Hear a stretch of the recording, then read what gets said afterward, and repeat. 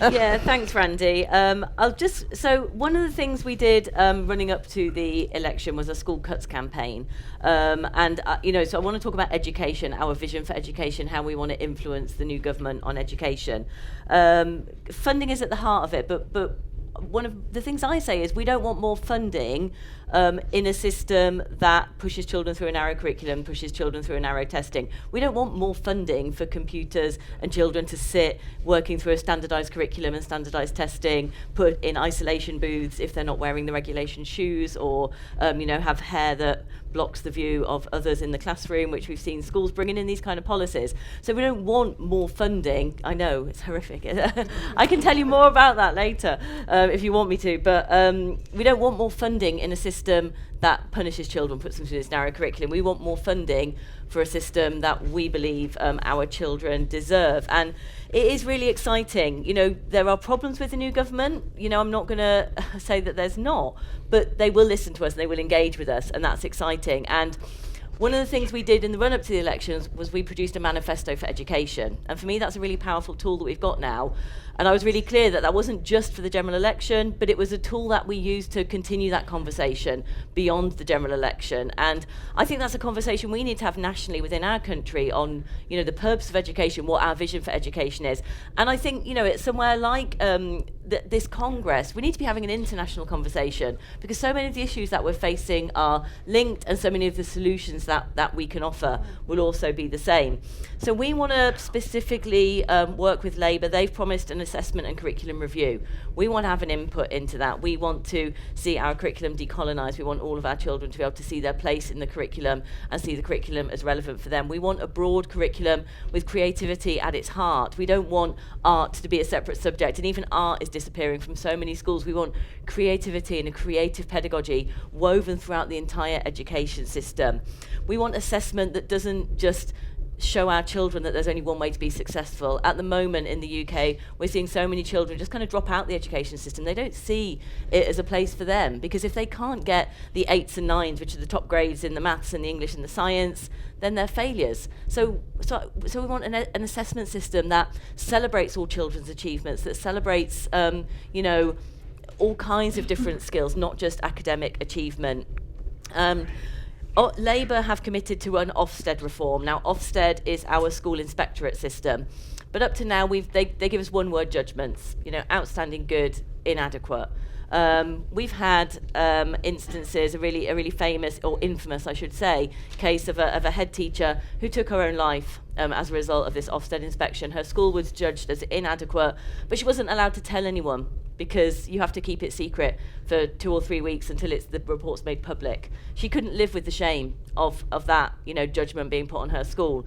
So Labour have committed to getting rid of one-word judgments, which we really welcome, but they say they're going to do a report card instead.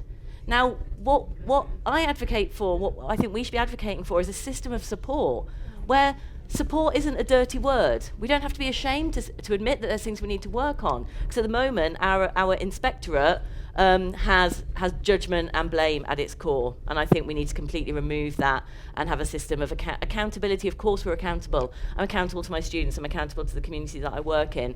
But there's things I need to improve of, sure. So let's be open about that. And the government have committed to a commission on recruitment and retention crisis, including long-term pay settlement and the status of the teaching profession. So again, we welcome that, and we welcome that we will be able to have an input into that and talk about the reality of the fact that, I know one school, a friend works in, he's a science specialist. He teaches his science class 1 lesson a fortnight. The rest of their science lessons, they have non-specialists, because we just don't have enough science teachers. I know of schools where they're called super classes. I mean, they sound great, super class. Hey, can I be one of those? A super class is where there's 3 classes that don't have a teacher, so you have 90 to 100 children in the hall, and they're taught by a facilitator who just supervises them while they get on with worksheets. So this is the reality. This is the reality of the recruitment and retention crisis. You will all have your own stories of places where you come from. So we really welcome this commission into the recruitment and retention crisis, and what it is going to take to restore teaching and educating our children to the status that it deserves. And I think we need to be really thinking about the impact of AI, and I know we're going to be discussing it a little bit throughout Congress as well with some of the resolutions. And I think that brings us the question of what the fundamental purpose of education is. Is knowledge. We can get knowledge. I can ask ChatGPT to write me an essay on something. But as we were just talking with Celia, my colleague there, over breakfast, and saying, AI can't look at replicate the discussions that we can have in our classroom around, look at the Holocaust, look at what was happening there, look at what's happening now with the anti-refugee rhetoric. Do you see the parallels? Do you see what's happening? How are we going to fight it? So we need to have that conversation as well, nationally, internationally, amongst each other. And I'm looking forward to having those discussions with our government as well. So I see our fundamental role within the union, as I keep saying, about holding the space. This is my last comment, I'll finish with this. Holding the space. Because we've just had the previous government was, I'm not going to say far right with a hyphen, but they were far to the right of politics.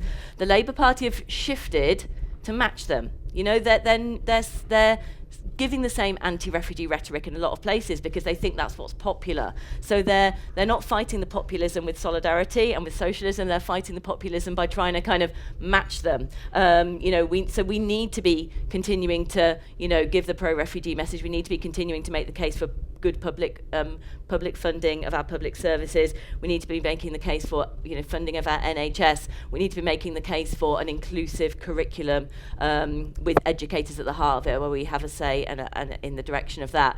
So I think we've got to hold that space as a trade union, that while everything is shifting to the right, we hold that space and we continue to argue for progressive socialist policies and an education system that is properly inclusive, where all our children can find their space and it's properly funded. I see that as a really fundamental role that we need to do within the National Education Union over the next 5 years, and I'm sure that's kind of, I can see kind of nods and people are agreeing there's similar situations in your countries. I think that's our challenge as kind of global trade unions, global education trade unions, to hold that space and continue these discussions and conversations.